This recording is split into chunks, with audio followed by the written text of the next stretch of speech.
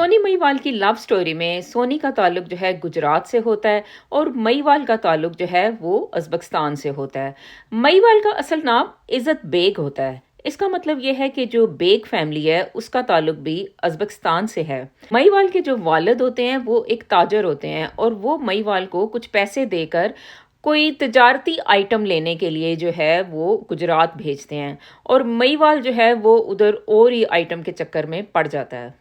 केवल सोनी से इम्प्रेस हो जाता है जब वो उसको उसकी शॉप पे देखता है कि वो अच्छे से बेल बूटे बना रही होती है और बड़े प्यारे प्यारे घड़े बना रही होती है और महिवाल उसी लम्हे में डूब जाता है। सोनी को कोई खबर नहीं होती और वो बिल्कुल अपने बिजनेस पे फोकस्ड होती है, लेकिन वो जब महिवाल का आना जाना देखती है तो फिर उसे एहसास होता है कि ओहो, यहाँ पे कुछ दाल में काला है। महिवाल जो है वो सोनी के शॉप से घड़े खरीद खरीद कर सारे पैसे जो है खर्च कर देता है। उसके बाद जो है ना वो वहाँ पे भैंसें चराना शुरू कर देता है।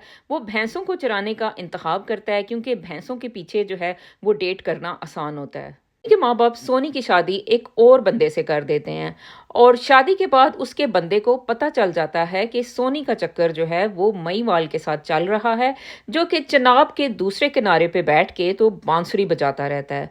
अच्छा, वो इस बात पे कोई ध्यान नहीं देता क्योंकि सोनी जो है वो बहुत प्यारी होती है और वो कहता है कि अगर मैंने इस लड़की को तलाक दे दी तो फिर मुझे कोई नई लड़की नहीं मिलेगी। अपने हस्बैंड को शटअप कॉल देती है और हर रात जो है वो महिवाल को मिलने जो है चनाब के दूसरे किनारे एक घड़े पर तैर तैर कर पहुंच जाती है।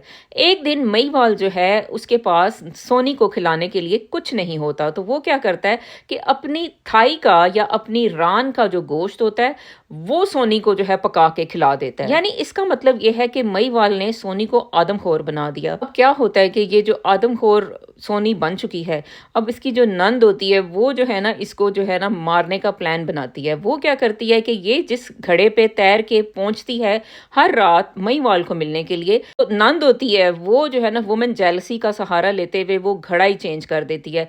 उस घड़े की जगह वो एक कच्चा घड़ा रख देती है जो कि उसको पता है कि पानी में जाएगा तो ये घुल जाएगा। अच्छा, सोनी की रिस्क असेसमेंट बिल्कुल पुअर हो चुकी है। उसको पता चलता है जब वो महिवाल को मिलने जाती है तैरने से पहले कि ये घड़ा जो है ये वो घड़ा नहीं है जो उसका जो है यूजुअल घड़ा होता है।